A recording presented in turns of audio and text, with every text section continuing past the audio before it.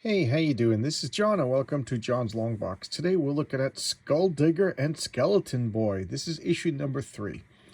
For those of you who don't know, this is written by Jeff Lemire, and it's a spin-off of the Black Hammer series of comics. Here's Black Hammer, the end. I it's funny because I bought Black Hammer thinking it was the same writer who did Stray Bullets, and they are not the same writer. I just got confused because I'm an easily confusable person. But I'm glad to have made the mistake. I love Black Hammer. I loved everything about Black Hammer, and I missed this when it came out. So I just finished reading the 6th issue. Absolutely brilliant. It's no secret that I do these showcases on comics that I like. I only do showcases on comics that I do not like for a reason. But this is a comic that I do enjoy. I enjoyed it quite a bit. All right, without further ado, let's open this up. So it's let's just look at the indie show over here. Skeleton Boy, February 2024. So it I usually say 5 years, but whatever. It's a guideline, not a rule. Okay, so this starts out, for those of you who don't know, and why would you know? Oh, let's look at the credits. It's written by Jeff Lemire, art by Tone. I'm sure I'm murdering these names. I will let you read it for yourself. Variant cover artist. I don't get the variant covers. This is the A cover. I try not to reward that kind of stuff. But here we are. This is a flashback. This is the Crimson Fist. The Crimson Fist is a hero in like the 70s and 80s. You could tell like they're doing like a nostalgia tones, and he is like a non-powered Punisher type, just a brute going around beating the crap out of everybody. I really do like this artwork. The storytelling is excellent. You know what's going on. Look at this, and then look at this scene of horror over here. And this is Grimjack. This is the demonic villain. He's half human, half chaos demon, and an immortal he's only shown up like a few issues, and he's like scarier than all incarnations of the Joker.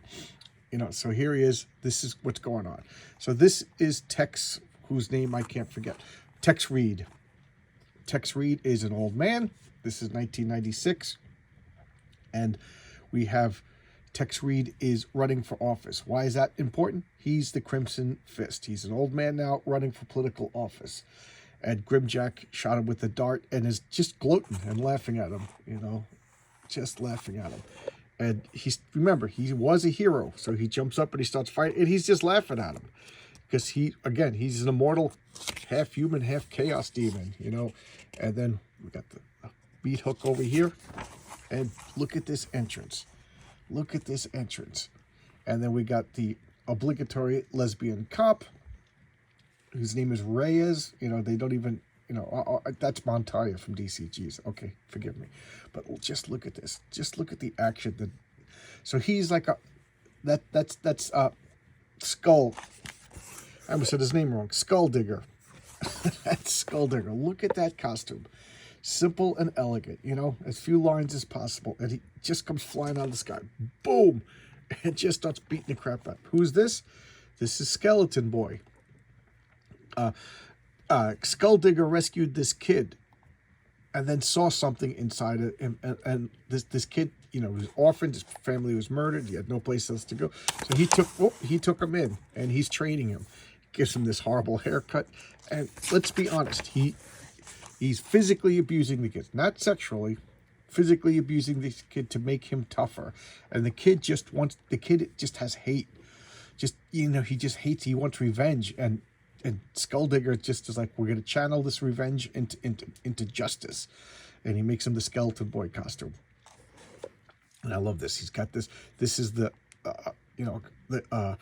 a metal-coated skull of Skulldigger's first victim. He calls it his victim, which I think is a poor choice of words considering he's supposed to be a superhero, but whatever.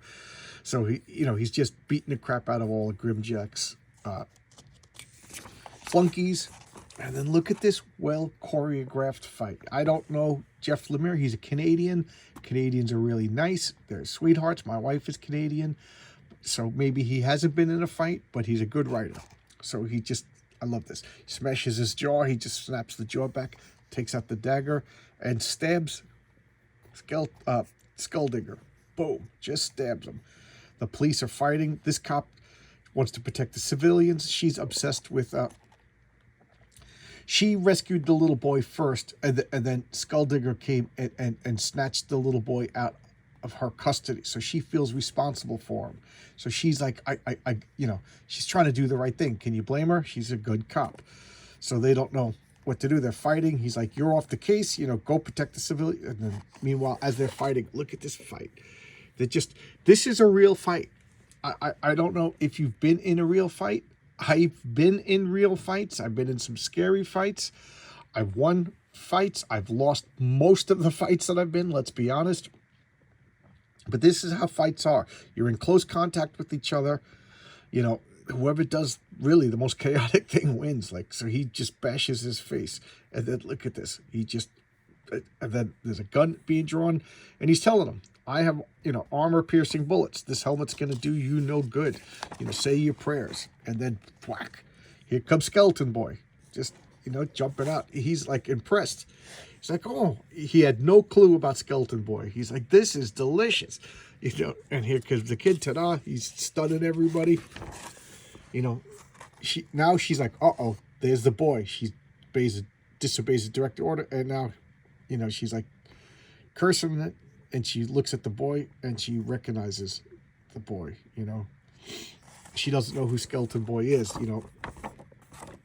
So Grimjack takes the Crimson Fist away into his dirigible. It looks like an atom bomb. It's just, and she's like, don't move. And she's like, you okay? I know you are. Come with me. He goes, go with you. You have no idea who I am. I'm Skeleton Boy. And, he saves Skulldigger from arrest. Into the flashback, he's talking about everything, and I love this. The kid's just sewing up. He's sewing up Skulldigger. He's like, watch this mouth. Sorry, he's just harsh, and he's telling everything. He's like, why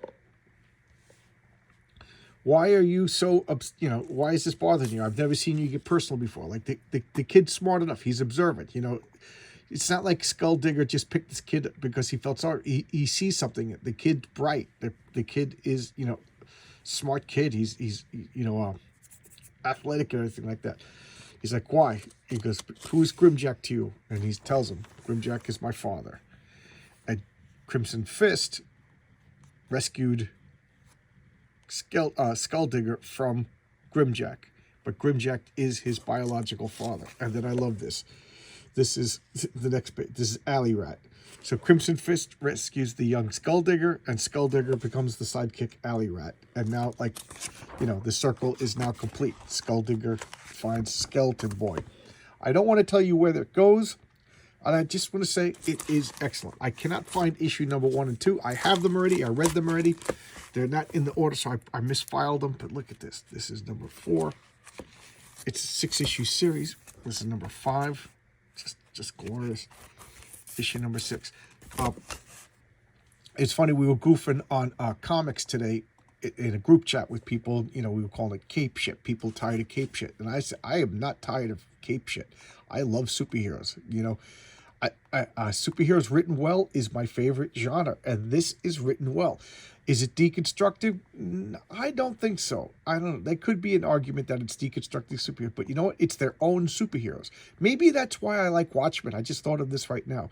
Maybe that's why I like Watchmen so much, but I don't like the Dark Knight Returns, because the Watchmen, Alan Moore created his own characters. Play with your toys. Break your toys if you want. Don't break Batman. And Dark Knight Returns, especially don't break Superman. But this is excellent. This is Skulldigger. It's tropes. He's the Punisher, but now you're also realizing that he has a demonic blood in him. That's why he doesn't really go out in the daylight. He just says it's easier to go out at night because people can't. There's not witnesses. There's more crime at night. But I think he's avoiding the daylight because of the demonic nature. He heals really fast. But, he's super violent. He's got, bloodlust tendencies, but he's still a good guy who's extremely violent, just like the Punisher. Although Skulldigger, to me, is a little bit more reprehensible than the Punisher, because I know we all have this, what do they call it? The Mandela effect. The Punisher doesn't torture. Or at least he didn't up until 2015 when I stopped reading Marvel Comics. But the Punisher is a killer, not a sadist. You know, he won't torture people, you know, for information. He'll do that Batman, like hang you off the ledge of a building, but he won't chop your fingers off and electrocute you and stuff like that. If anybody has other information to the contrary, let me know. But whatever. Focus. So let's get back to this. This is excellent. I recommend everything in the Black Hammer universe. Dr. Star, another spin-off of Black Hammer, is perhaps the greatest comic book I've ever read. This is up there. And I'm not saying this lightly. I hope to be someday as good as a comic book writer as Jeff Lemire. This is excellent. Now, I don't know his other stuff. I'm going to check out his other stuff. I fell into it by accident, and I absolutely love it. It's really good. I don't know what else to say. It ended well. And now I'm rambling. So this is a good point to end it. Thanks a lot. I'll see you later. Bye-bye.